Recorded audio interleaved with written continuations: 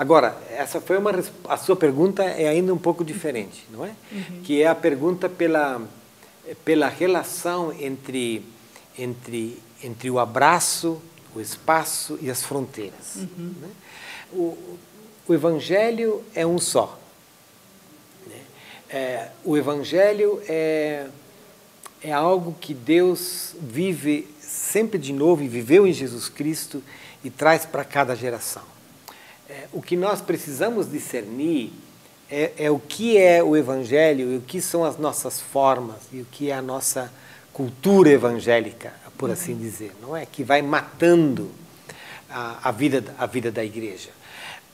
É o papel da liderança, discernir pela continuidade da firmeza evangélica e pela abertura para que cada contexto e cada geração possam entrar na igreja para beber desse evangelho que atravessa as gerações. A liderança precisa discernir isso, não é, Carla?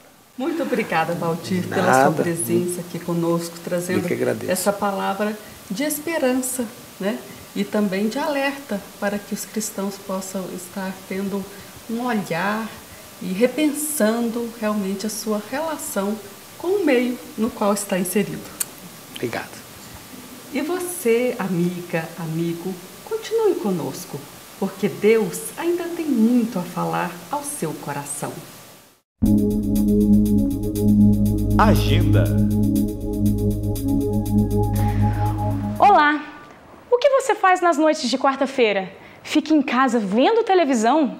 Bom, nós da Igreja Presbiteriana de Brasília queremos te convidar para juntar-se a nós nas reuniões de estudo bíblico e oração, que acontecem às 19h30. São momentos preciosos de aprendizado e intimidade com Deus. Você não vai ficar de fora, vai? Claro que não. Estamos te aguardando. E até mais. A importância da educação para a construção de verdadeiros cidadãos. Este é o assunto do Palavra Amiga de hoje com o reverendo Walter Moura.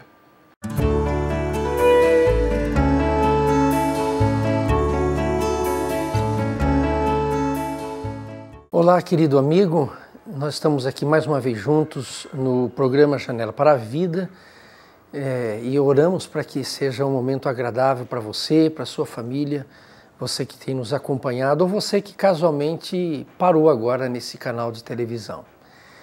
Uma das palavras, uma das afirmações mais fantásticas na vida de Jesus, que tem a ver com a formação do ser humano, e uma formação que parte da própria palavra de Jesus, foi aquela registrada pelo evangelista João, no capítulo 10, verso 10, quando Jesus diz o seguinte: eu vim para que todos tenham vida e todos tenham vida plenamente. Essa palavra de Jesus, ela é fantástica, eu diria, por dois motivos. Primeiro, que toda a plenitude de existência do ser humano enfoca a vida. Ou seja, e, obviamente, quando Jesus pensa na vida, ele está pensando na vida na sua amplitude, ao mesmo tempo que ele está pensando na vida como essência. Aquilo tem a ver com a gente na perspectiva do mundo interior, do coração, da alma, do pensamento, como vivemos, nossos valores, a que é que nos dedicamos, o que é que se torna prioridade na nossa existência, o que é mais importante na existência do humano. E a segunda questão interessante nessa palavra de Jesus é a plenitude, que significa abundância. É como se Jesus estivesse dizendo o seguinte, fazendo uma relação entre a vida na sua essência, os seus valores, não propriamente nas suas realizações, mas nos seus valores, e uma plenitude desses valores, sem se pensar em concretização da vida e da plenitude da vida em bens, em aquisições, em questões materiais. Obviamente, Jesus pensa na formação de um homem de dentro para fora, de um ser humano de dentro para fora, onde a plenitude está na realização dos valores interiores da vida. Nesse sentido, na história do ser humano, há algumas coisas interessantes que eu acho que se assemelha muito, está em harmonia com esse princípio da palavra de Jesus. Uma delas, por exemplo, é o trabalho que a comissão da Unesco fez sobre a direção de Jacques Delors, quando eles trataram sobre como deveria ser a educação do futuro, isso já acho que na década de 80, mas eles fizeram a proposta de que o ser humano do futuro ele teria que ser um ser integral. E a educação, portanto, ela teria que se basear em 4 pilares fundamentais, que são eles: aprender a conhecer, aprender a fazer, aprender a conviver e aprender a ser.